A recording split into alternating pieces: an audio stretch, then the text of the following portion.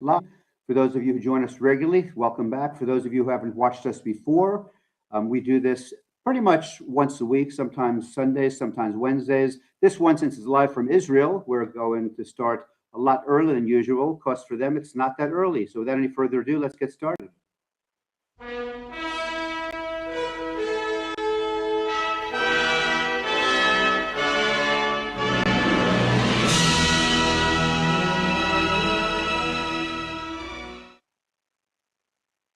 Let's do a little countdown for you who are just getting warmed up by your computer, laptop, TV screen, or cell phone.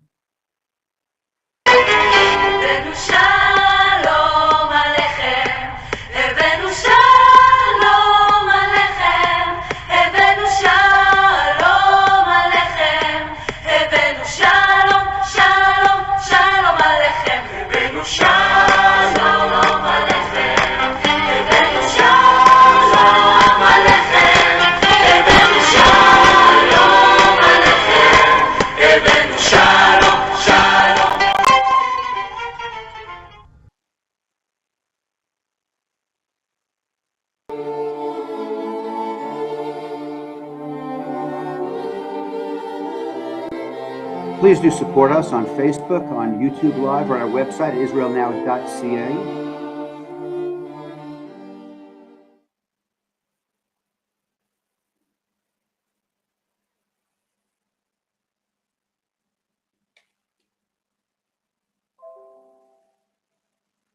As we're all aware, there's a lot going on these days regarding anti-Semitism, and this new surge in Israel is becoming more and more difficult. So I thought I'd give a quick little quote from the Talmud. And those of you who read Hebrew, that's great. For those who read transliteration, there it is. So what basically that says,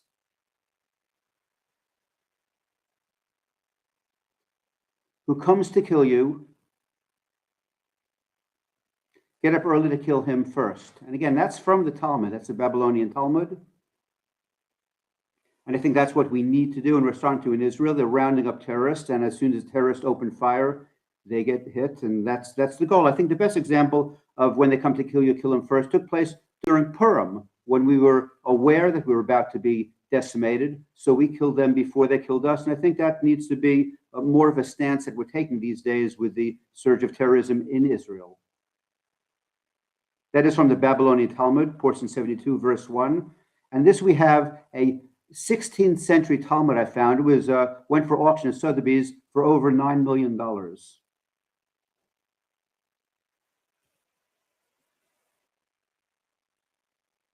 Our host, as always, is Meir Halevi Weinstein. And those of you who are watching for the first time, after serving in the Israeli Defense Force and running the Jewish Defense League for a while, although we're not allowed to say that, because if we say that too much, then we get blocked. So I did not say Jewish Defense League. Meir's main focus today is exposing the growing threat of radical Islamic influence, anti-Israel activity, BDS on campus, and left-wing anti-Semitism. And then you have me down here in the right-hand corner in the studio, just monitoring things from my little screen here.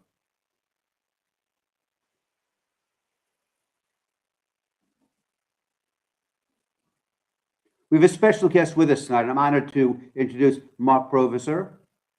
I just found out that it's spelt often with a W instead of a V, but he's accepting both ways, so we'll go with the V for tonight. He served in the IDF as a paratrooper. In 1996, he assumed the role of security chief, and his counter-terrorist skills have earned him the Award of Excellence and Valor from the IDF Central Command. He also has provided counsel to the United States Department of Homeland Security. Obviously, he hasn't provided enough counsel, but that's another story.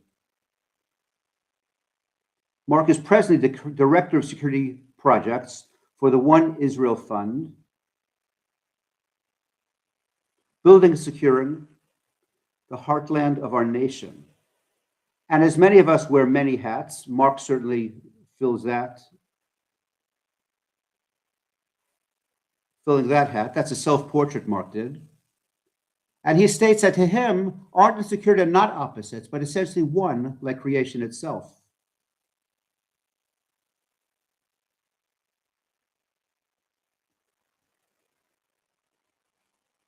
You can find Marc's work all over the internet. And he's represented by the Agora Gallery in New York City. So next time you're in New York City, stop by or just get on agora-gallery.com to see his work, support him, since he supports us and he supports the state of Israel.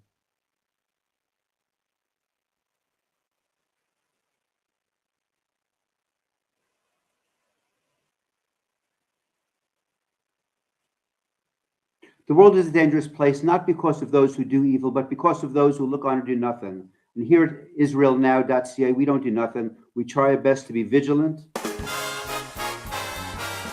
And here's Meir, going to come in with the Parsha of the Week momentarily. But for those of you unfamiliar with the Parsha of the Week, you should be embarrassed and ashamed of yourselves. But having said that, it's Tazria from Leviticus.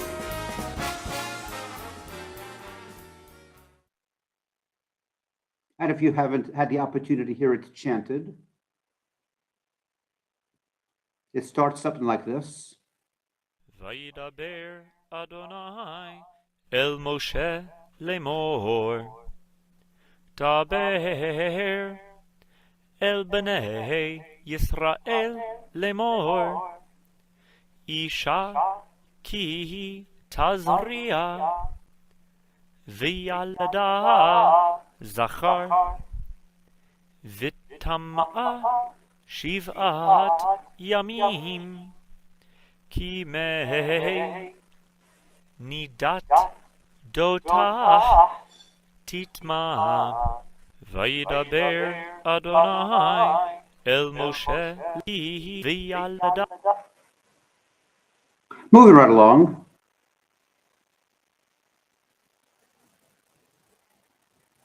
Do support us. Help us fight anti-Semitism at israelnow.ca. Without any further ado, we're going to bring Meir on the screen, and I'll see you all later.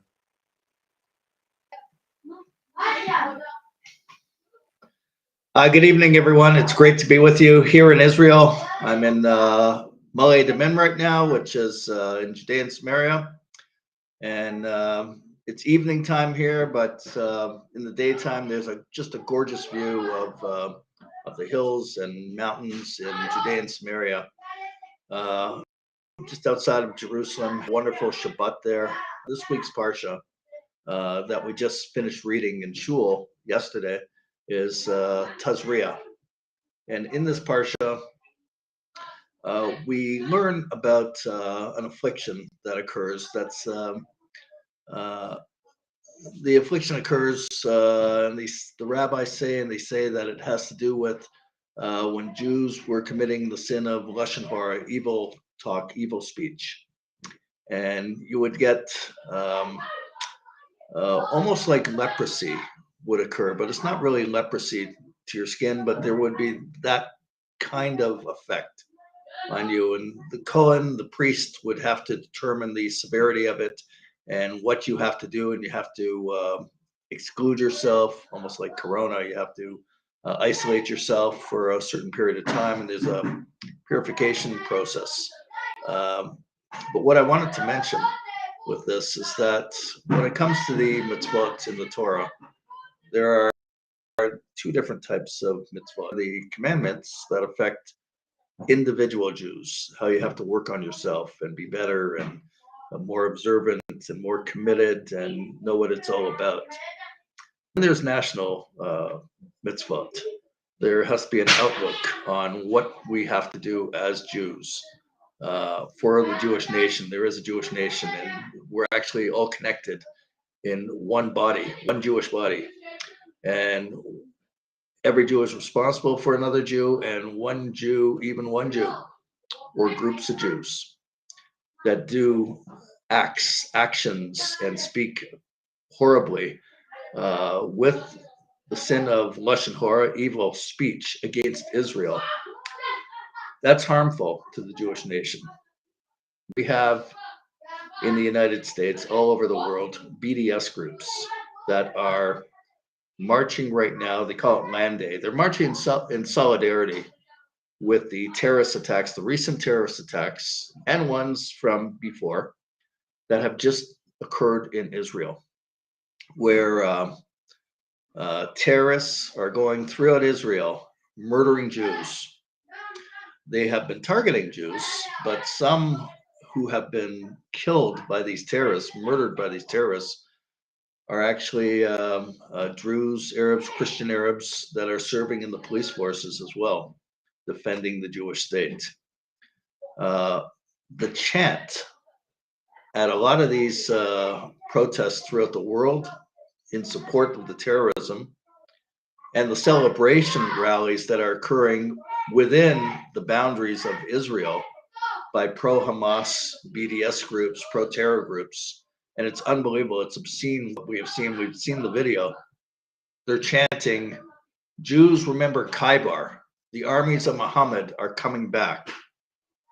And that chant is occurring at BDS rallies. So on the one hand, they're chanting from the river to the sea. On the other, they're invoking the massacre of Jews in the city of Khaybar centuries ago and reminding Jews they're coming for us. That's what it's about. They try to say it's not anti-Semitism, it's just anti-Zionism. Then it always slips out what their ultimate goal is. We're going to be talking about the problem of terrorism in Israel.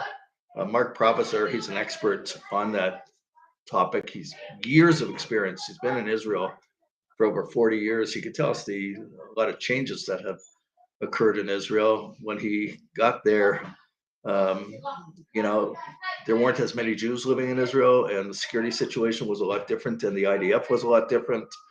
Today, we have about 7 million Jews living in Israel, and the economy, from when you look back 40 some odd years ago to what the economy is right now and deals that Israel's making and where Israel is in the world, it's incredible today. It's almost like a moment where you have to like pinch me, let me know that I'm really paying attention to this. Anyways, with all that, I'd like to bring on Marc Provisor and introduce him to the people. Let's have Marc. Marc, how are you doing? Doing great. How are you, Meir? Excellent, excellent. So, before we get into the issues, and, I definitely want to get viewers, and there's going to be a lot of people. There's usually an expert on the side, and we'll read the questions or comments and try and address them if we can. But for Shabbat of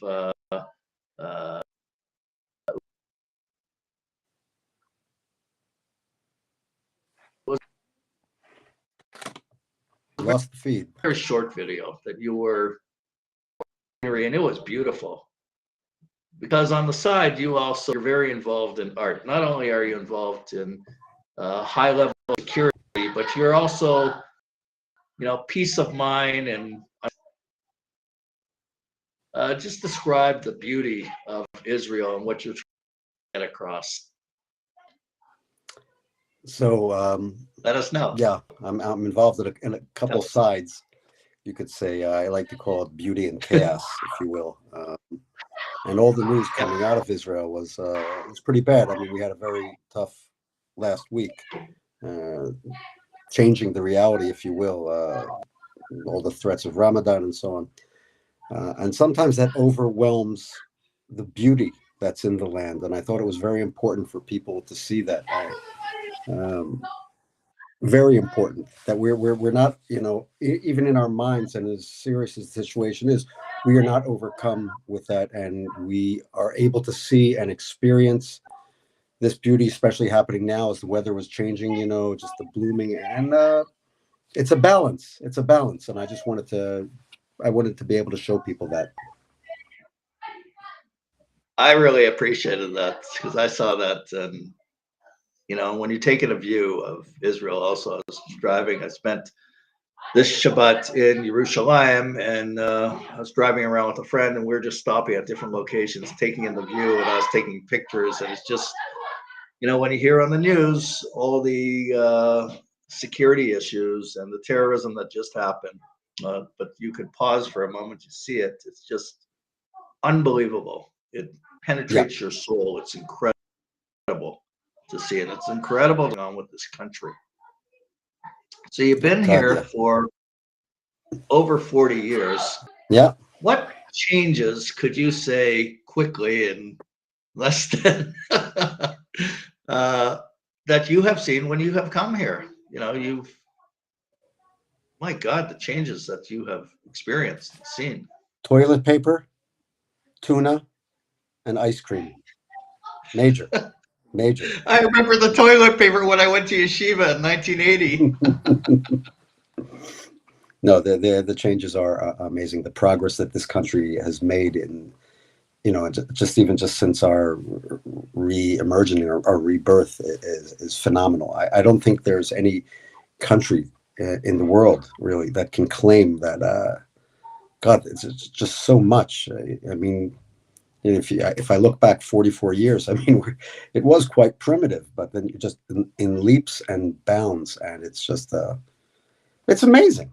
It's simply amazing. It's like I think it's nothing short of a miracle, and it never ends to that I'm amazed by it. Just driving, down on the roads and watching, and my God, it's incredible. When I came here, I mean, you weren't getting a phone that quickly, right? You were using the Asimonim, right, going down to the corner. And right. It's just incredible. It's just incredible. And I love it. I love it. This is where do you live in Israel? I live in Shiloh, which is actually the first capital of Israel, where the Mishkan, the tabernacle, was first set up. 369 years it stood. It was set up by Joshua. And besides the beauty, it's incredible to be in a place like this because the history. I mean, you're there. I mean, my God, we're seeing things that Moshe Rabbeinu did not see with our own eyes. I live on Road 60, which people call Der Havot, the way of the road of our fathers, and it spans time. It goes beyond time. It's the past and the present and the future, God willing. It's mind blowing. And my studio happens to be right over there, right next to Tel Shiloh. So it's really taking it all in, and it's wonderful. That's incredible. What do you see as the greatest security challenges right now in Israel, in light of what has just been happening? Our lack of unity. Okay. Didn't expect that one, did you?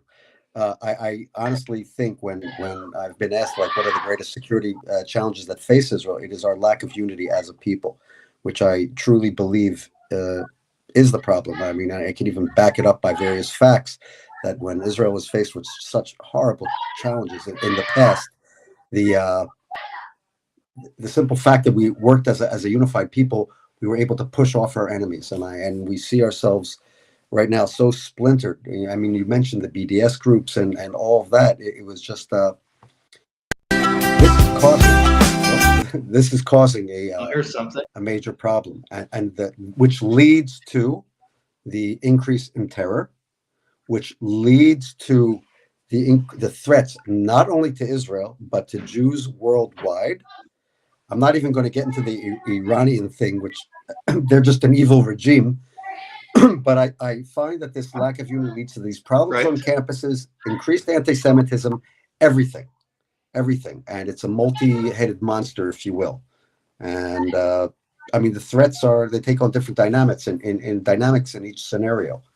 And right now we're faced, it's amazing. The monster once again, it's like a roller coaster, keeps on coming up and down, is rearing its ugly head and threatening that this Ramadan, this time of Islamic repentance, if you will, is becoming a major threat. And they have achieved a major goal. They have achieved fear. They have instilled fear. But as I wrote, Israelis are a funny type of people.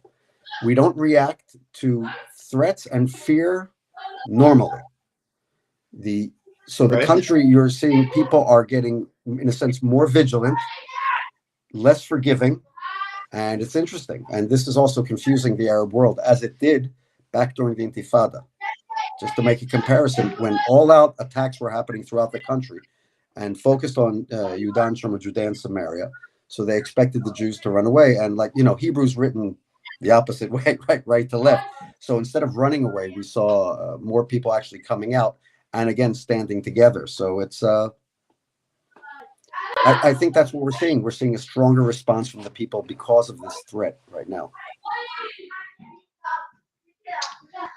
How do you see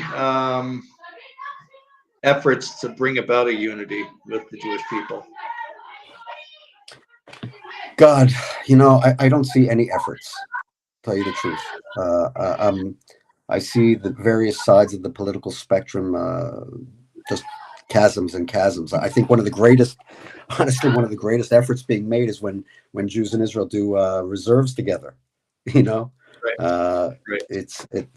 I don't see it happening in the States. I see people closed down to other opinions, the lack of respect of that, and I find that to be a major problem.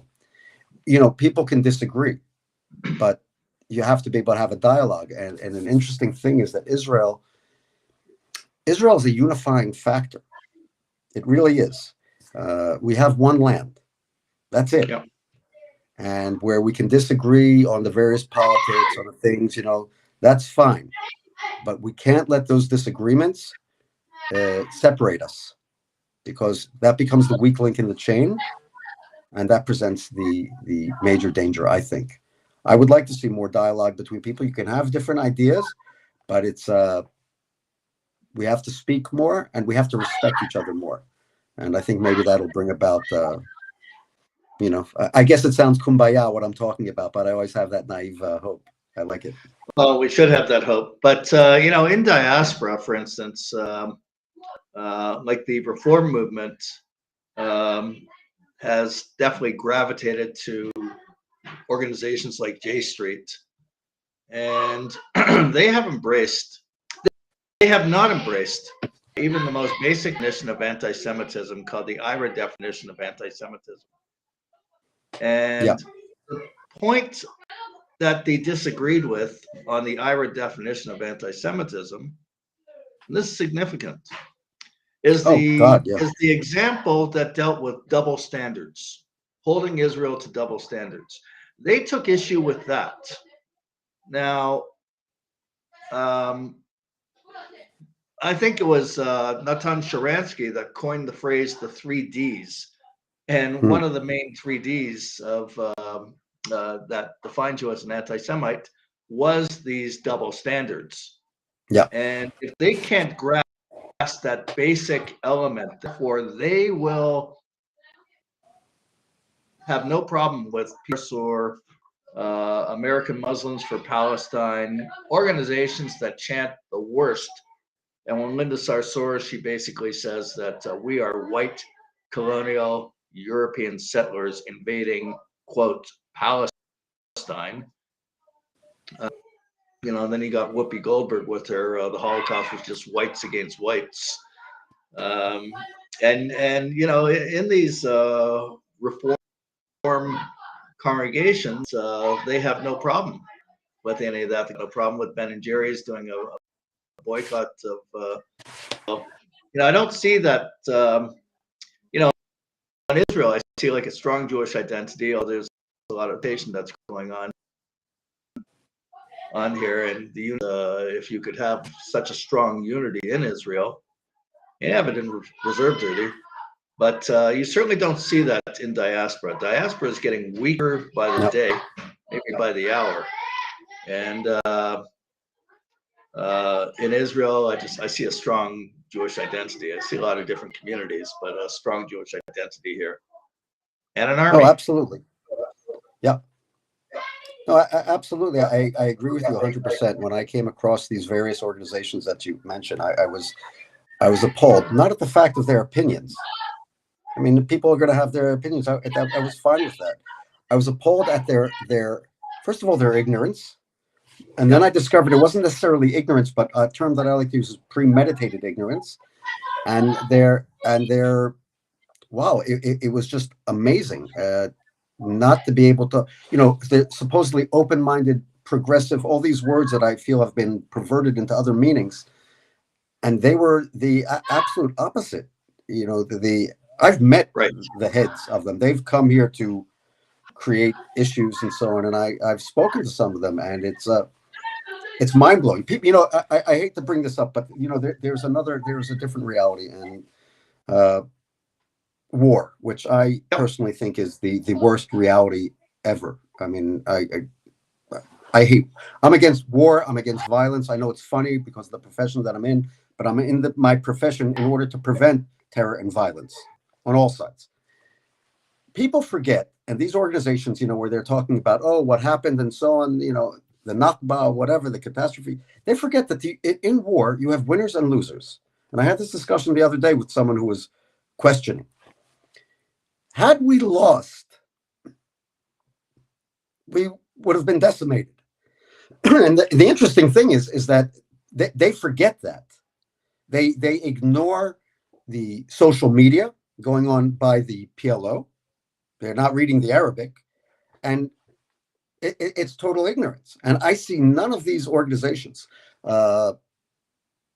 peace, let's call it peace organizations, they look at one side. They're not looking at two sides. I don't see any Palestinian peace organizations. Actually, there's a couple coming up, but you know, it's always amazed me. Now, I understand that they have a problem with the religion. We see that, but you know, it's a different reality. This is not the diaspora here, and they forget that. They're trying to apply Western values, if you will, or American values to a country that is not America. That is not in that part of the world. We are in the Middle East, and different laws apply here, unfortunately. And these organizations, it's a shame. It's a shame, and I think they present a danger because I think they're poisoning the minds of our kids, especially on the campuses. I don't think they're really out for peace, to tell you the truth. Right. How strong would you say the Peace Now group is in Israel? I don't think one of the victims, if you will, of the Intifada was the left side of the political spectrum. I don't think they're necessarily very strong, and every time that there's a terror attack, if there's anyone who affects them more, it's these attacks and these statements coming out, because people begin to question them and they say, well, wait, what are you talking about? Now, you have to remember, you know, I'm coming out from a position, you know, we in Israel, everything we do, we're not angelic. There are a lot of issues, things that we do not necessarily do that is right. I mean, everyone, we can have our opinions. Some people will say, yeah, against, and so on. We make mistakes. But they've lost support. I mean, look, even if we can call our government weird right now, and I think our government is definitely weird, but Peace Now and these other organizations that are actually against certain things are losing power. I understand the concept of peace. Again, I want peace more than anyone. As a kid, I went through the war in Lebanon. I've spent over 26 years trying to prevent terror. You know, I really I want peace. War is a crime to me. And these people don't seem to get that. Their naivety is dangerous. They like to present, you know, their solution is give up Judea and Samaria and that's it. They don't like to look beyond that. And the generals that they have interviewed, they have edited the statements because the question is, okay, hypothetically, we give up all this territory, whatever, blah, blah, blah. What happens next? What do you do if Hamas takes control? If it takes control, if these start, what do you do? They won't go there. Now, we know this is what will happen. We've seen what's happened in Gaza. They don't want to learn from that. It is naivety. It is dangerous. And their premeditated ignorance is a true danger to people, a threat, if you will. Right. Right. In my humble opinion. In my humble opinion. 100%. 100%. Absolutely. I made a video of the security fence in Israel along one of the main roads. And Oh, yeah. Hoping that our doctor in the studio could show the video and you could describe what's going on there. Our doctor in the studio, get that video on the screen. So before it comes up on the screen, I guess I should explain to people what I do there. Okay. I work at providing solutions to. It's coming up on the screen, so you keep talking and you'll know when it's there. Of course, it'll block you All out. right. Okay, keep talking. So I work with trying to create solutions and work with the communities of Judea and Samaria to further secure them. And like I said, to prevent terror, prevent violence. It's just what I do, if you will. I do that work through One Israel Fund. And I was up in the northern part of the Shomron. We were reviewing some of the issues, assessing some of the threats. And I was hanging out with some of the security chiefs. And what you'll see in the film soon, it's only like about 20 seconds, but what people call the fence, the wall around Judea and Samaria, is by no means solid. There are many breaks in it, and the crossing, you don't have to go through a roadblock or a checkpoint to cross over into Little Israel. So what you're seeing are taxis, Israeli Arabs, and you're seeing the people who are coming up from the valley, getting into these taxis and driving into Israel. And it was mind-blowing. Army comes, No they check. scatter. As soon as the What's army not in this passes, field and Army they come Patrol back. come by, We're up in the Tzfon in the northern Shomron right now reviewing and security issues here. they sort of This is scatter definitely- yells at them to get out, and then they come right back. Now this was done a while ago. This is not a This is secret. where It's known. you This see has that been on the people are coming in, news, passing the fence, and it was a coming in. problem. These cars are simply waiting for them to Terror- take the Arabs from the other side of the fence I've that are crossed cutting through over this and go to in wherever. this situation. Army Now- comes, they Now remember, scatter. this As soon video as the army is passes, God, I don't remember how long ago it up in was. the Tzfon in the Over a northern year ago. Shomron right now reviewing And security this is issues happening here. in a number of This is areas. And I was definitely- taking on security assessments also for the communities Interesting. This is along where this fence. My mind was blown. This was a crime. And look, the concepts of a breathing thing, of relating to their society. I mean, I can go full rainbow on you, if you will. But when it comes to security, this was an issue that simply wasn't being dealt with, and which caused us, or some of my work, that we were working with the communities to provide more surveillance on this, not only to protect the communities, but protect the rest of the country by documenting, by being basically a thorn in their rear end, if you will, into the army to get them to act. And look, we know the terrorists, the last attacks within Israel, this is where they came from. And I'm not talking about the Israeli Arabs, but I don't like using the Palestinian Arabs, if you will, coming over. And now they brought in 4 battalions of soldiers to work on this fence. So let's see what happens.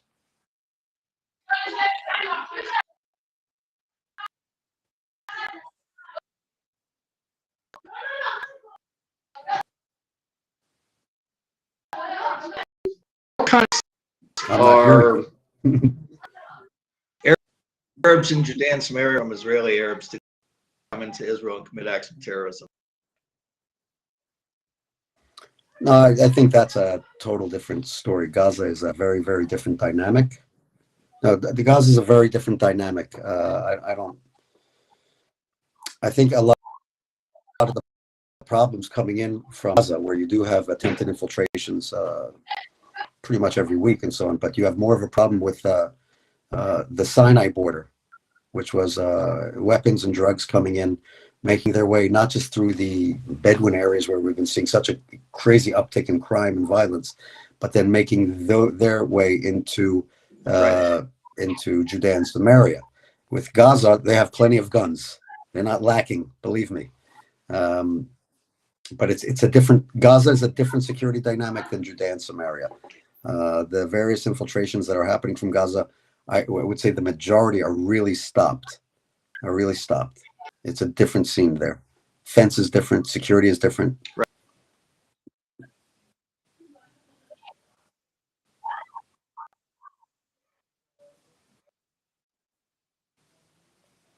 But we'll see. Look, we're heading. the threats From of Judea and Ramadan. Samaria, and then there's Yes. right. Well, you have open fence. You have an open fence. People are coming in and out. Even yeah, though you see the signs, to, the red signs. Yep. Well, the red signs, right? You're driving around, you see the red signs that say no Yes. entrance to Jews, Yes. pretty much. It actually says Israeli Right. citizens, but you have Israeli Arabs traveling back and forth. There is family, I understand that, and so on. But this is where you can have a lot of issues cropping up. But again, they're not coming through the checkpoints; they're coming through the breaks in the fence, Right. which is something I'm Right. against, by the way. I'm actually against the fence and the wall, where it has achieved a lot of security goals. I just don't think that's the solution in my mind. What would be a better solution? Oh, that is a discussion for another time. Look. I'm what they call a one-stater. Okay.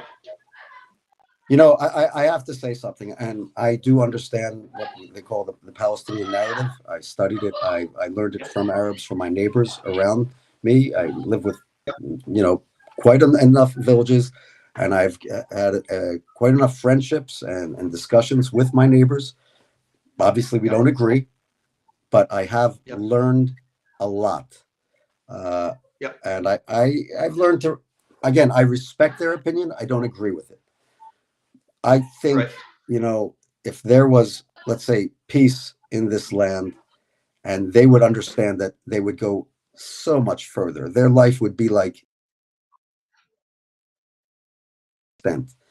the conflict is not going to end. I think the Palestinian Authority would never assume fiscal responsibility because there's money in terror. Let's face it. The money coming into them in I don't even tens of millions of dollars, not more, is being used. Right. Right. Let me ask you a quick question while I have you all there, and you're frozen for a minute there, Mark. Hey, so you talk about their life. like a one-state solution as an option, You still on? right? You're talking about a one-state solution. But what do you think about the three-state solution? Look, if I look at history, again, history is moot, because we see that people creating things all the time. We know that in back after the Pico-Sykes Agreement in 22, this land was all carved up, and what was deemed Palestine then, after the Ottoman Empire, but people have to remember, Palestine is a term that was given to a region, and this is history. This is not propaganda or anything. After the Pico-Sykes Agreement, so remember, it was cut up in what's called Jordan and Israel today. That was Palestine. And then the various deals were met. And there was no reference to various living here, the Jewish population, whatever. The whole thing was Palestine. It became a whole mix-up. People forget that Jordan is about 73 to 76% what you would call Palestinian. It's very funny, we ignore that, the Hussein family, which was from Saudi Arabia, they had the Husseini family and the Ibn Saud family. So the English had to help them out and said, okay, we're going to give you this land, took a tribe. We're going to give you this land, and then we're going to give you Iraq, and then, whatever. We had no connection to anything over here. Look, I'm not going to get into a whole history lesson. I believe in one state. I believe in the state of Israel. I really do. People will call me very liberal. I have no problems, you behave and, let's all get along. Yes, I am like that hippie guy, I'm that hippie artist that believes in it, in a certain amount of naivety. But this is not the way to move forward. And Israel has been pushed, and there will come a time that it will get worse for them, because we're a pretty good people, and we actually are very strong with all the narrow-skite that we go through in the politics. Yeah. A country that is advanced, we opened the thing talking about the advancements in just the last 44 years that I'm here. The Arab nations surrounding in the Middle East, in the Levant, if you will, have noticed that. And they said, you know what? It's better to be friends with Israel than enemies. And this is causing the Palestinian leadership a major, major problem, which is also one of the motives for, if you notice the timing of the first attack was when this was, the summit was going on down south. Right. Now, the Arab nations surrounding Israel are noticing that it's friends. Better to work together. Maybe it's the thing. How? I don't know. But it just seems like a lesson to be learned. Is there, has there ever been, there probably has been before anyways, but is there any conversations going on that maybe it's better if the Arabs in Judea and Samaria and maybe some Israeli Arabs would have Jordanian citizenship, and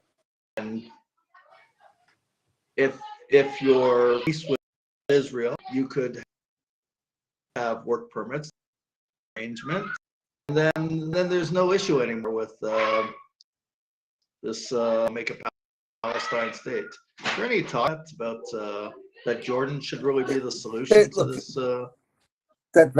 That's definitely one of the solutions that was presented, but you have to remember I don't like using the term. I mean, it always causes controversy every time I say this, even though I'd like to think that I'm open-minded. I don't like using the term Palestinian, but when you look, you have to remember that they're looking also deep in their hearts. Remember, Black September. They know that they were being ruled by an imported family, and they don't like that. They don't like that as much as people saying, "Oh, Jordan, whatever," and people assume Jordanian citizenship. They have a problem with that. One of the reasons, King Hussein, the father, he relinquished claim on Judea and Samaria. He said, "I don't need this problem anymore." So again, the solutions for peace in this area are so vast and varied. It is amazing. I think someone should do a reality show on it. Really, it's. I have to tell you, Meir, I don't know the solution. I remember during the time of the Intifada, this will sound a little abstract, where I sat down in the valley beyond Shiloh with my parallel, if you will, from the Palestinian Authority living in my area. We sat down, they put their AK-47s down, I put down my M4, and we said, okay, let's make some coffee. That moment, two people who maybe the next day or a week before were shooting at each other said, no, right now we're gonna make some coffee. We decided not to kill each other. Totally abstract, but that's really all it takes. It's quite simple, and you deal with the details afterwards. Right. But one of the first things in these Oslo Accords was that they were supposed to stop with the threats. They haven't stopped teaching hatred against Israel. How the hell are you supposed to move forward when you're still training your children to hate? We do not do that. We do not do that. I live in Shiloh. I settled whatever you recall. We do not teach our children hatred. It is not part of the curriculum in school. How can you expect any advancement in these efforts when that's part of the curriculum and the world does nothing about that? Now and then they wake up, you'll see, oh, it's only coming to light now that some of them are doing it. Right. How is it that the world has done nothing about it?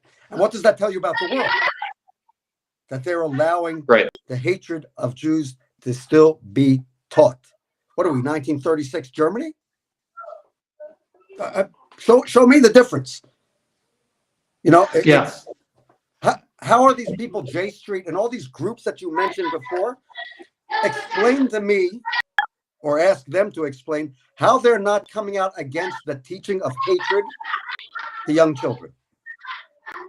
Is that peace? Is that peace now? I don't buy it. When you mention J Street, really the youth wing of J Street is a group called If Not Now. I think Peter Weinstein founded that group. If Not Now is actually a splinter group. Yeah. But its roots came from Correct. the J Street U, and Yeah. incidentally, the composition of J Street in their documents, their statements, is that 70 to 80% of their membership are Jews who are all intermarried. Could be. And Yep. it's significant because when it comes to defining what is Jewish and what is a Jewish state, maybe one parent would be able to explain it a little bit what Jewish is, but the other parent won't. And then the youth will grow up kind of like confused, or the offspring will grow up kind of like confused.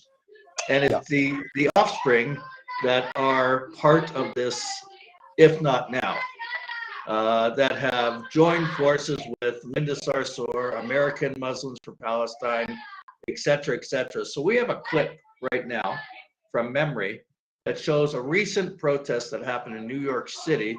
Oh, yeah. Listen Yeah. to some of the chants that they're saying. This is what J Street and their youth embrace. If our doctor in the studio could show that, and then we'll talk about it. Coming right up. Okay. Love his glasses. Yes. Thanks. I like them so much that I bought 4 pairs. So as I lose them, I have another pair. Get them online. Wait. I'll put mine on. You see, I can also do the John Lennon thing, right? Very cool. Yeah. Now these here, I always like to have a little variation when I'm being serious. Or kind of, being. Anyway, let's show that video, shall we?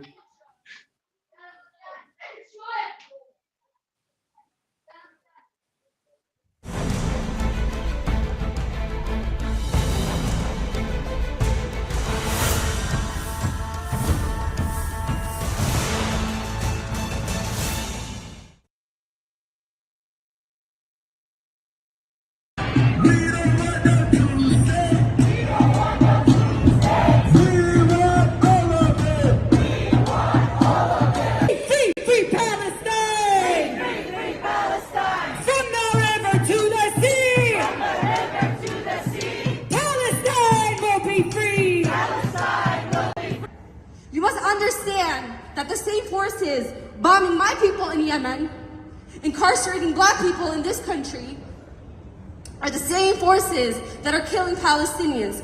Demand that Zionist professors are not welcomed on your campus. Demand that Zionist students are not in spaces where Palestinian students are, because Zionism is a threat. Zionism is a genocidal threat to us. And if Ukraine taught us anything, it taught us that they have the language, that they understand this very clearly, that they understand what occupation is, that they understand what genocide is, that they understand what it means to defend your land by any means necessary. Yet, we are the ones that can't defend our land. In this Islamophobic, genocidal country, you must not rely on the media or the government to find your will to fight. If we don't get no justice, ومين المية فلسطين عربية.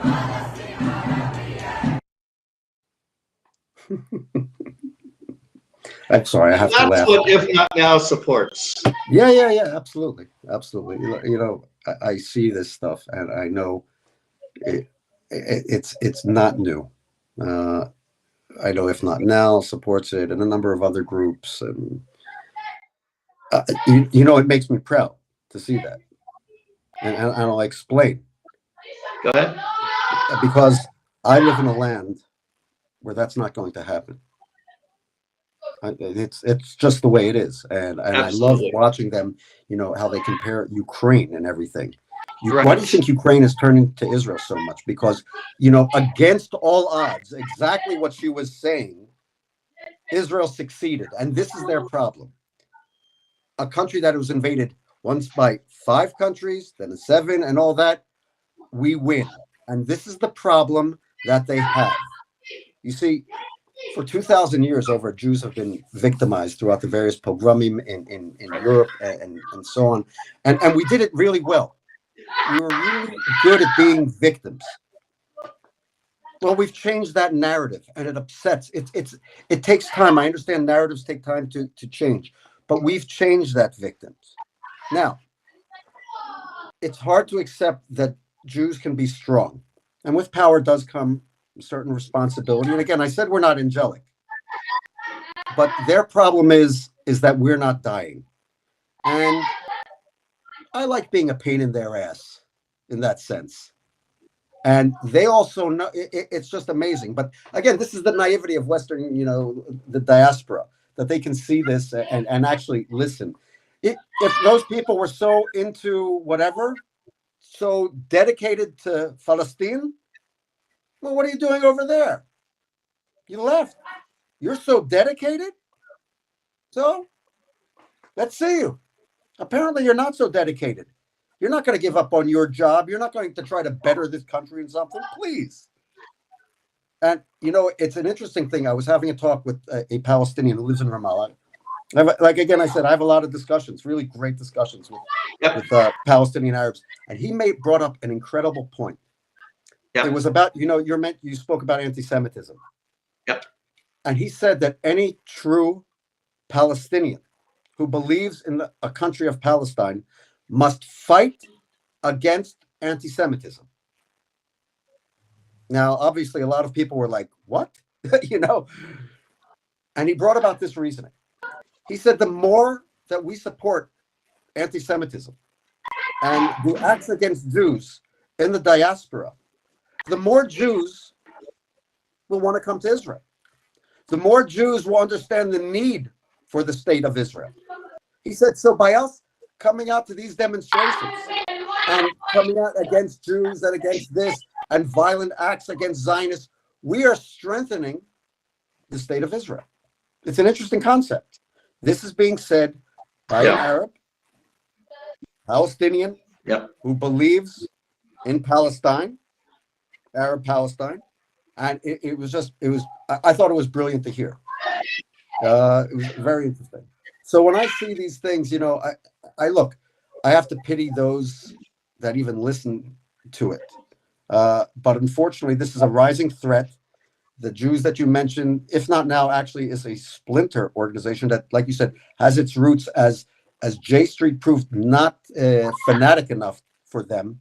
So they keep on getting worse. Right. And, you have from Jewish Voice for Peace, and then these are splinter groups that get more and more radicalized to the extent where they are supporters of terror. Right. Don't leave them out there. These people support 100%. Terror. Okay. Now remember, I said the BDS. Yeah. The BDS is Holocaust.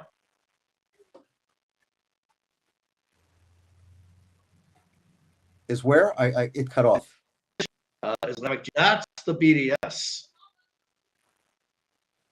Well, that's what it sure. is. Look, a lot of people don't understand. These people have been manipulated by these organizations. You're right.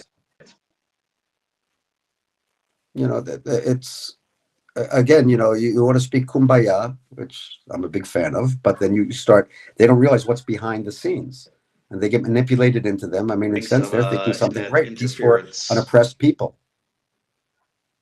You hear me now? Yeah, well, I can hear you loud and clear. Okay. But while you're talking, you made a comment earlier about having coffee with somebody who might have been the enemy, the day before. Yep. It reminded me of a video. I'm not sure how many of our viewers have seen this, and I'm sure you have, but I'm going to put a quick little 30-second video on of an Egyptian IDF and an Egyptian and an IDF on opposite sides of the border, and this kind of epitomizes your coffee comment. While guarding the country's southern border with Egypt, created, I guess you could call it a TikTok moment, by enticing their Egyptian counterparts right across the border, that's them in the distance there, to join them in busting some dance moves to the song Habib Galbi by the Israeli group Awa. Well, it's just another example that music, and I guess you could say social media too, can cross any border. Boy, some very nice moves there by those soldiers. They're carrying a lot of weight on their backs. Yeah. Okay. Now, what you might not be aware of is the aftermath of that. Is Egypt blatantly criticized, condemned, and they said it was a disgusting thing for the Egyptian soldiers to do, but no Israelis made that comment. So again, it's the problem. Well, of course not. Look, if you would have seen that even during, we had a lot of peaceful existence around here. The amount of cooperation between the Jewish Israelis and the Muslim Palestinians here. People will never write about. I forgot the reporter's name from the New York Times. Real piece of work some years ago, and I asked him. I said, how come you don't write about this? You know, we were taking care. Our ambulances were taking care of them. They were coming out. I mean, we were working really together to have a peaceful coexistence in this Shiloh block. And I said, what? Why don't you write about this? And he said simply, he says it doesn't sell papers. And that's what it comes down to. And there's still coordination. I mean, if there's an accident on the road, you watch Muslim and Jewish medics working together, Israeli and Palestinian, whatever, but it doesn't sell. People are more interested in the conflict. I think it's because these other groups that you were mentioning, I think they have a lack of significance, a lack of relevance, and I think they're bored, really. They need a new hobby. It's interesting, by the way, hypothetically, think if there was no Israel-Palestine conflict or whatever, I wonder what they would demonstrate against. Yeah, no kidding. Yeah. No kidding. Listen, we had some success past few weeks of getting certain BDS leaders deplatformed from different media platforms and like they're in hysterics, they're going nuts, and now they have nothing to do. Right. Don't you think it's time they pick another cause? I watched the wholesale murder in Africa. I watched Afghanistan. I watched China, and it amazes me. And forget that. But let's talk about the crime in America. Okay. Yeah. I'll watch these kids, and I used to ask them when I saw them. I'd say, "Here you're spending thousands of dollars to come on a trip to Israel to vilify Israel and demonstrate against this." I said, 10 miles from your houses, usually kids who live in the city. I said, what are you doing to help stop the poverty and crime that's right around your corner? Nothing. But they'll spend thousands of dollars to come here and do something. And they won't walk into a bad neighborhood over in the States. It's kind of impressive, No, 100%. Another point. I'll just bring this one up. Israel has, there's so much high-tech inventions that they're developing all the time, and they developed to make water out of thin air. They have the technology for that. So they are exporting it to different places in Africa. But one other place that they have exported that technology to that I wasn't aware of until recently, into Gaza. They have done that too. Where is the appreciation for what Israel does, literally saving lives of those who preach 24 hours a day, nonstop, to destroy Israel? And Israel is reaching out the hand to help and keep you alive. Meir, if they apologize, or if they, Gaza is kind of funny in this way. The people from Gaza know that they could have become the next Riviera of the Middle East when Israel pulled out. They're sitting there, they're looking at their leadership and saying, like, I won't curse, but they're like, what are you doing? Here's the key to our success. But again, if there's no conflict, what do their leaders have to do? All of a sudden, they have to be fiscally responsible, and they can't assume that. What are they supposed to do with the millions that they've been putting into their bank accounts and so on? They can't do that. It's interesting. They could have all this. The Gazan Arabs, remember, everything that you're hearing, I honestly believe a majority of the Arabs, not just living in Gaza, but also throughout Judea and Samaria, want to work together with Israel. They realize that Israel is the key to their raising their level of their quality of life, if you will. Still saying that, respecting their narrative. But you can't have the world, these people say, well, look what Israel's doing for Gaza, or try. Remember, they won't accept it. I can give you a funny story. I was told anecdotes are interesting.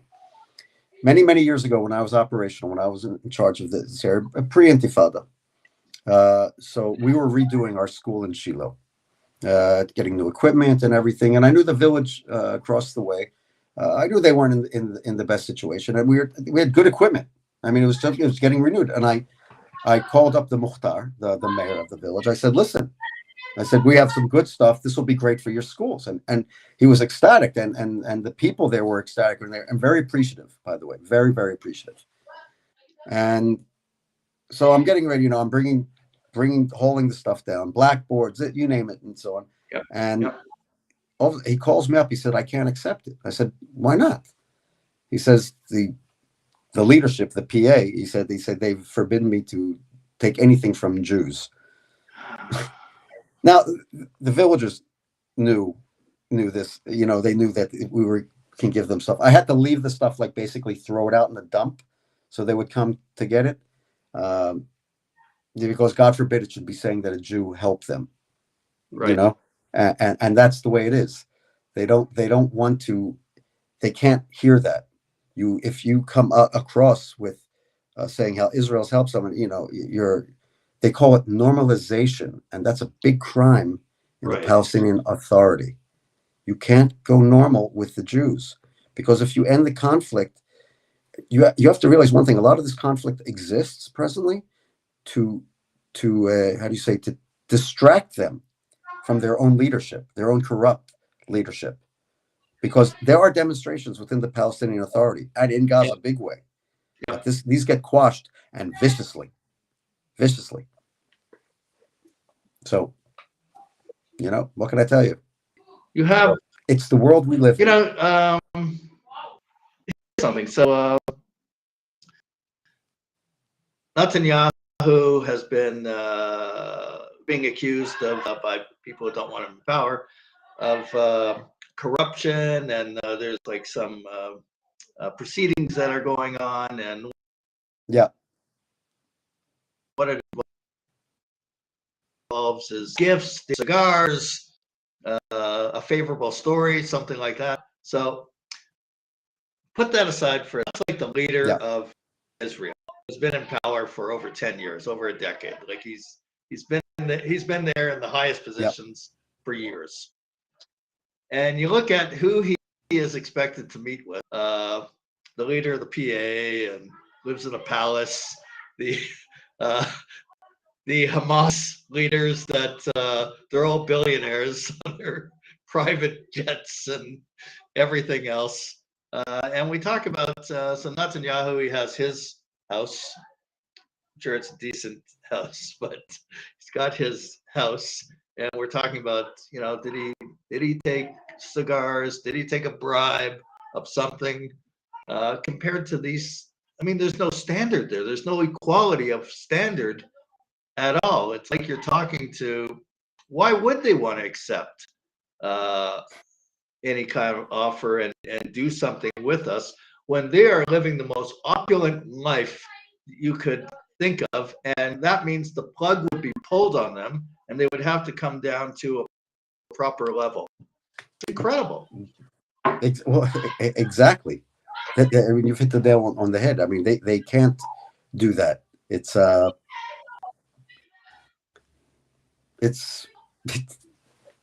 Palestinian leadership. They will not give up on their level of living. It's that simple. With the whole Netanyahu trial, that's already funny. We know that it was efforts to get him out. I personally I have my issues with Bibi also. Right. No problem saying that. But it did get to be ridiculous. I don't even want to get into it because I think the whole thing is just ridiculous. What's going on with that? Though I'm curious to see how this government plans on surviving the next 6 months. I don't know if they will. I think this government, every now and then a country needs an enema, and I think this government is what is the enema. Sorry, but we'll see what happens. I think it's a part of evolution. Maybe it's the craziness of this government that will bring about more of the that you were saying at the start. Right. So that people say, wait a second, let's get our act together. Let's work. Let's agree and yes, forward. yes. Absolutely. It's interesting. I saw that they wanted to show like the mansions and so on. Yes, there are mansions there. The Palestinian society, it's diverse, as diverse as the Jewish society, almost. And Dr. B, you mentioned I live next to one of the wealthiest towns in Judea and Samaria, Tormusaya, and mind you, half of the people there are American citizens. Yes, there are mansions. There is extreme poverty in the Palestinian society, also, though. It is like any other Let me society. show a quick little video that shows that. There's a great little video we have, and it's less than 2 minutes long, but it shows that. And I think just before that, just a word from our sponsor. And coming soon, next week perhaps, we'll talk about, join us next week, for lifestyles of the rich and heartless Palestinian style. And having said that, let's move on and show a quick little video. Hello everyone and welcome to Judea, Israel. In front of us is the Jewish town of Givat Asaf. Look at those beautiful caravans. Oh, okay. You want to know about these mansions? Okay, yeah. Sorry, I get it, sure.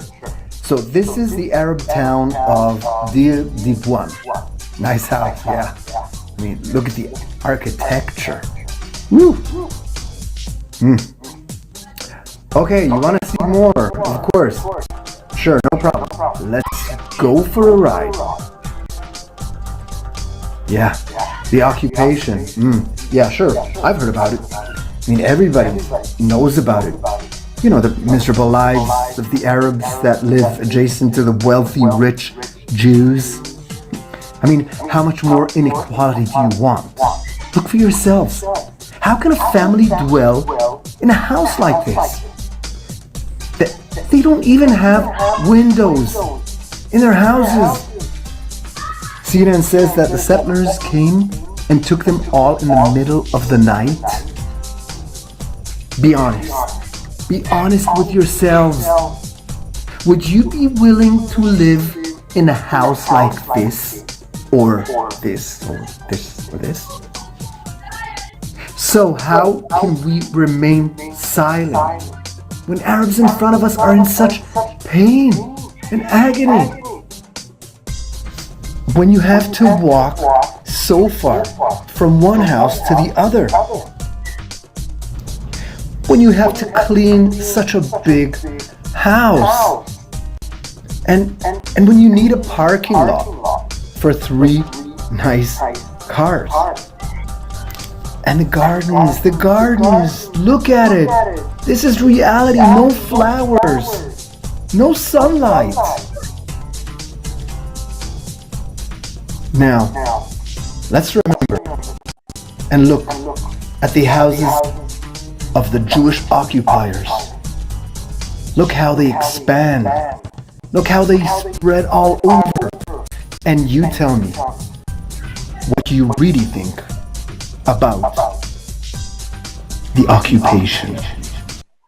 Now, admittedly, that's a one-sided propaganda video. Absolutely. We understand that. We're not trying to fool anybody. However, it's still worthy to note that that the Palestinian leadership, as you say, they're the ones who are persecuting their own people. When everybody says, what about Israel this? My answer is, well, what about Hamas? So anyway, I just thought I'd show that little thing. And I did put together just a idea, perhaps a thought for the future, how to renovate the Dome of the Rock, because that's an important temple mount. So I thought this might be appropriate at some future day. I'm going to get in trouble for this. I know it's a joke. It's satire. So anybody, please don't send me hate mail. That is a joke. It's not intended for any future plan. Back to you guys. I'm out for now. I'm going to go to timeout. I'm going to sit in the corner. Yeah.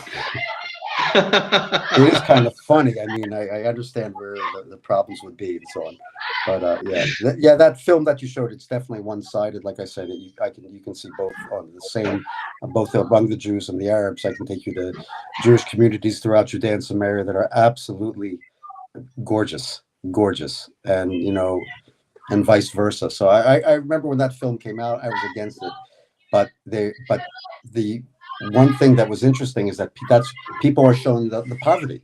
That's what they're being shown because it serves the cause. People do not see the whole truth, and nor it doesn't serve them. If they did, they might think differently. you know. But we'll see. It will continue on. Right. Well, Mark, it's been an interesting week because of the terror attacks and that. It seems that there's a lot more unity happening in the country. I was at the Kotel. I was around in Jerusalem and Malay Damim, some other places also, and it just seems that there's a lot of togetherness right now. Everybody's very concerned. Also, when you see that, it was a Christian Arab. One of the victims also was a policeman. They're also fighting for the Jewish state, giving their lives, and the Druze community, they're all out there and they're with us. So it's great to see that. And I also have the Abraham Accords that are a new dimension that's going on, business deals and acceptance. And there's some speeches that are being made. Maybe they're just going in the wind. Just for the record, I'm saying this, that, the other, but we are making peace with Israel and we are moving forward. And that we even see a lot of discussions at the highest level with Turkey and Israel again. And one time there were great relations with Israel and Turkey. I remember when Marc was the prime minister of Israel, and there was the threat from Syria, and they traveled through Turkey to neutralize they were building a reactor, Syria, and they took care of it with the cooperation of Turkey. So hopefully Israel's building these relationships again. Might open it up. Also, what they're talking about is a gas deal that could be potentially with Israel and Turkey to export Israeli gas to Europe. What kind of era are we entering now? It's very interesting. I think that the key to prosperity in the Middle East, among the entire region, is simply peace with Israel, and I think they're realizing that also. That's the key, and people they're beginning to see that. And of course, this is the greatest threat to those that want to continue the conflict. But I have a 4x4. I love off-roading and everything. And as you're seeing in Judea and Samaria, there's beauty here like crazy. To get to some of the most beautiful places, there's no road. I have to drive off-road over boulders and all that stuff. It is a rocky way, challenging drive up. But you make it eventually. And it's hard. Sometimes you break an axle, whatever. But eventually you get up there and you see the beauty. And I think that's, in a sense, what's happening in Israel for many years. This is an up. We're going up. We're going rocks. There's all sorts of things. It is a tough ride up. And God willing, sooner than later, I hope that we all get up to the top part and see the beauty and appreciate the beauty and absorb the beauty. And that's really what I hope for. God willing. It's a wonderful idea. I see it happening. One other quick point before we sign off. Yeah. I follow. I read a lot of what Yoram Ettinger puts out there. I've been reading his years. I believe it was a former Israeli ambassador to the United States. Yeah. So he has written extensively about demographics because one time there was certainly in the years of Rabbi Meir when he ran for office and he was a member of Knesset. The issue of demographics in Israel was an incredibly serious issue. That it seemed that the Arab birth. I remember Golda Meir that she was on record saying she had nightmares waking up in the morning that the Arab birth rate is just so high and the Jewish birth rate is so small. Who knows what's going to happen? What the future of the Jewish state is going to be? And Aliyah wasn't really. It was before Soviet Jews came to Israel. And when they came, it did change the dynamic. But what has happened, according to Yoram Ettinger, is that the Jewish demographic has changed dramatically and the Arab demographic has changed dramatically. That our birth rate has gone up incredibly, and it's continuous going up, and the Arab birth rate is going down, and there's a lot of factors for that. Women are working now, and they're just not having as many kids as they had before. It used to be something like 9, 10, 11 kids per family that they were having, and we were having something like 2 or 3 or something like that at best. Now it's totally different in reversal, and the trend is for us. Is that one of the reasons you see that there's maybe more of this desperation of the BDS groups and the anti-Israel groups to attack Israel because they see that weapon did not work? Arafat thought that was going to be an incredible weapon against Israel. I don't think that, I personally don't think that's connected. I think these BDS groups and so on, I think they're fueled by hatred, pure hatred. I know it's hatred. Does this give them I'm just saying momentum to say, we lost that, we got to surge ahead? Okay, the birth rate, they say that the Arab birth rate is going down. It's still quite high. It is quite high. Of course, our birth rate is, Israel's birth rate amongst Jews in the world, we're the only proactive birth rate. Right. The Jews of the world, the Jews outside of the diaspora, it's going down. The Arab birth rate, like you said, is still very high.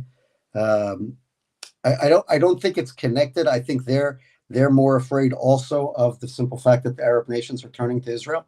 I think this is what's boosting their thing, because again, peace is the greatest threat to those organizations. Right. What are they going to do if there's peace? Think about it. All these student activists and everything, and also they're making money. What are they going to do? Yeah. Nothing. They'll have to find some other cause that they don't know. And that's what I think is the major threat and the major catalyst into their activities and speaking. And, even when the film that you showed, people and they're sitting there yelling, blah, blah, blah. And other people are reading about the Abraham Accords. And they're going, what's with these people? Things are moving forward and they want to move things backwards. Mm-hmm. So it's, look, I guess, like I said, I think they're bored. They need a hobby. I don't know. Give them something else to do. Take them down to the Mexican border. Let them, something like that. Last question. How do you feel there's all the talk about Iran? And, you have an administration, the Biden administration, certainly a lot different than the Trump administration. Wow. Yeah. And they want to have a deal with Iran, which will pump billions of dollars into the Iranian economy. And for sure, that money is going to go to Hamas and Hezbollah and other forces against Israel. And they want to build a nuclear bomb. And they make it very clear. Al-Quds Day is coming up at the end of Ramadan, where they actually loudly and proudly step on and burn Israeli flags and American flags and British flags. And they call for the utter destruction of Israel, and rallies are all over the world, and they get into this orgy of anti-Semitic hate. So with people like Blinken that are saying, oh yeah, we want the deal. And so how do you feel in Israel? Do you feel vulnerable, weak? What's the general feel about that? Or is it that when push comes to shove, we have the IDF, we have the technology, and if you're really going to push us, we're not going to Auschwitz. We're not walking into those gas chambers. We're doing what we have to do, and we will really do what we have to do. Is that the feel? First of all, I think it's important for many people to realize that the Iranian people, and I'm maybe I'm being too arrogant, but a lot of the Iranian people are very much would prefer a different government. Mm-hmm. They are being held hostage by these mullahs, if you will, and so on. Regarding the danger, it's people. They can make their threats. I didn't like Bibi's talk at the UN, going and crying like a little baby to the UN. Oh, look, they're building this. Oh, come help us. When has the world helped us? Let's be serious. I think it would have been better had he said to the Iranian people, say, you launch on us, we're going to take a heavy hit. But the next day, your entire country's vapor. Now, you have a choice. Either live to see your grandchildren or don't. Because this is a language that they understand. I know when push comes to shove and it seems the way we are and everything, Israel has incredible capabilities. And if it gets to the point, we have learned due to this present U.S. administration that, now and then Israel has to learn a lesson that we cannot count on America or on anyone really to come there for us, which has been a major wake-up call. If there was any lesson learned from this Ukrainian situation, is that guess what? No one's going to help you. I believe that when I say God willing, that we will be able to deal with whatever situation. We can definitely take a hit, may take a hit. I hope the humans, I'm not a great fan of humanity, but I would hope that people would realize, and the Iranians have to realize, you're dust the next day. Why go there? Why waste so much money and all this and so on? You're dust. It's known. We are a nuclear power. Yes. So hopefully one day they'll get a little smarter. I'm not too much afraid of that. I really think we're all right. Okay. Not only are we all right, but Jews have to wake up and come here and live in Israel. This is the beautiful land, and We have our issues. It's tough. There's no doubt saying that. I think it's very tough to come to live to Israel. I think the housing costs, we do have plenty of issues. I think it would be great for Jews to come. I think there's a lot of Jews that they don't see that they're able to come and so on. But I think, like I said, we have one country. We have one country. We have one land.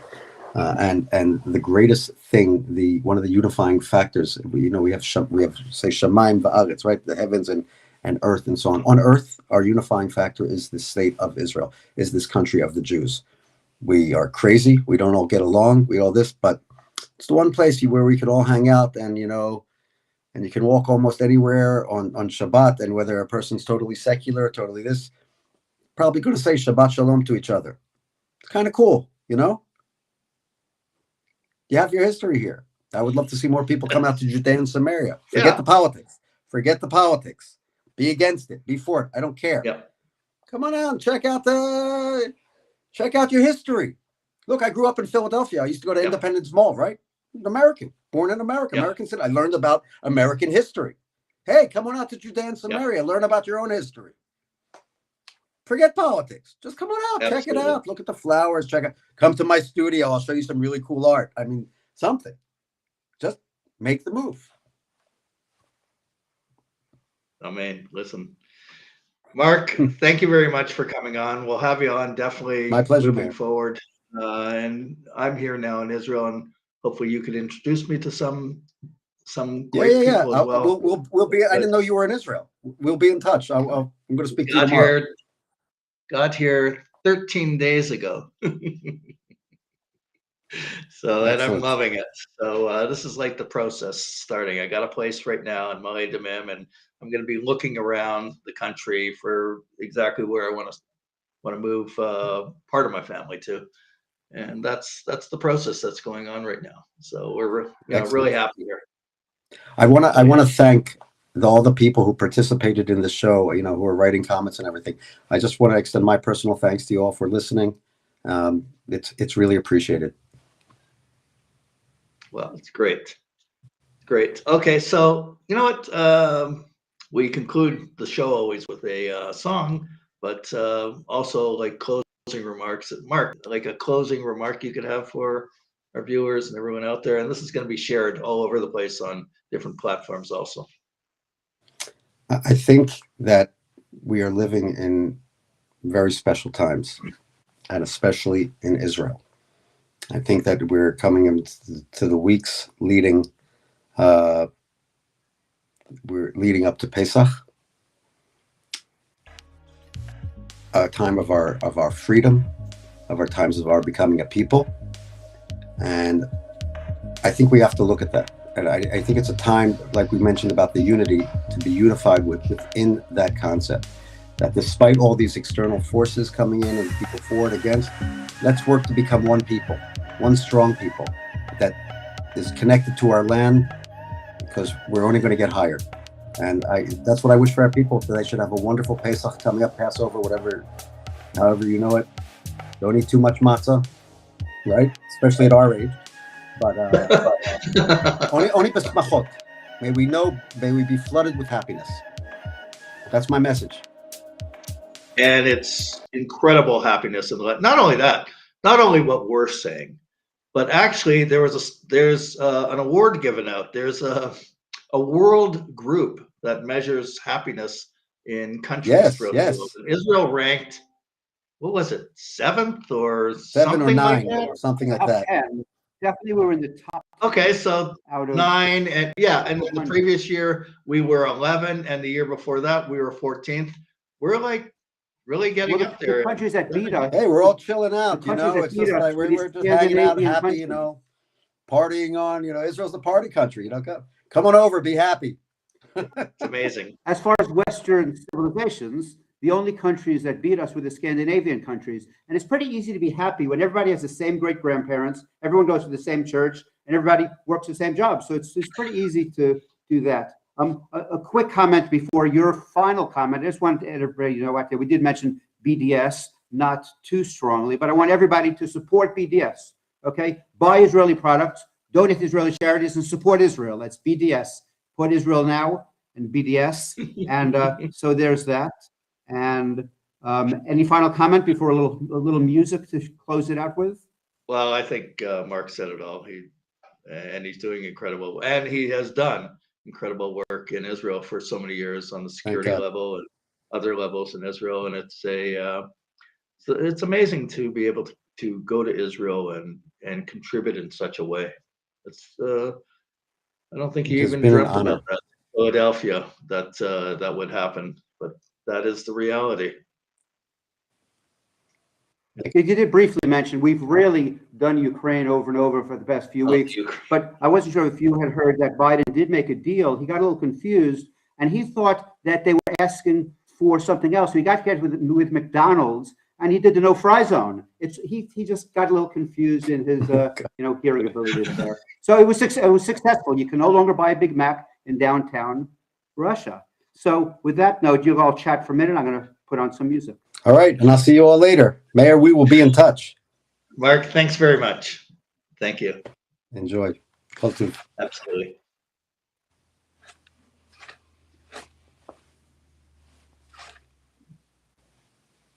So this has become our favorite closing song before Hatikva. And along with Marc is saying, make Aliyah, either go there permanently or go there half the time or visit, but everybody, every Jew needs to go and visit Israel.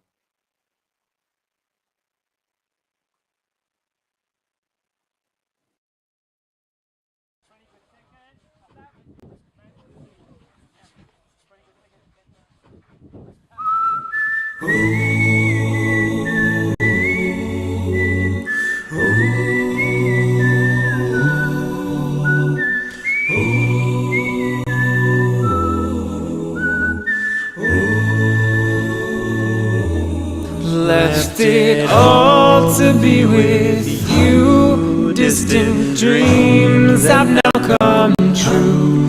Walk the streets of legends told. We've come home.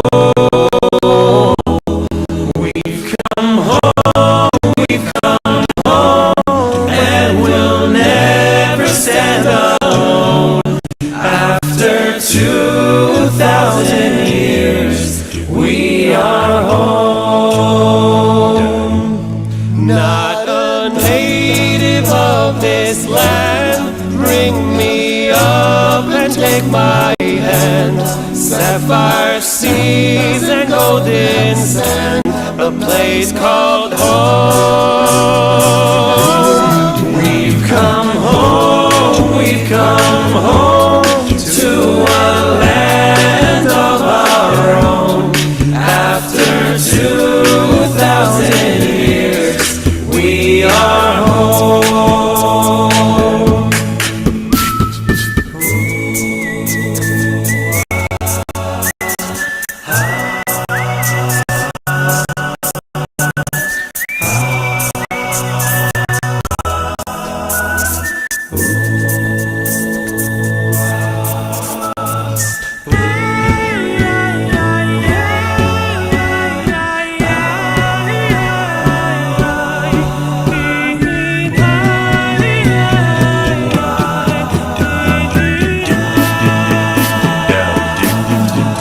זאת ארצי מולדתי, על אדמתי צעדתי, עברי עתידי, זה ביתי.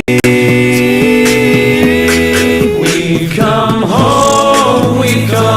home, and we'll never stand alone. After 2,000 years, we are home. We come home to a land of our own. After 2,000 years, we are home. After 2,000 years, we are home.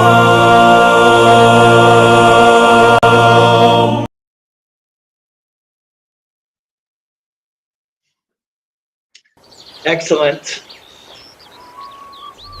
This is great. 1 second.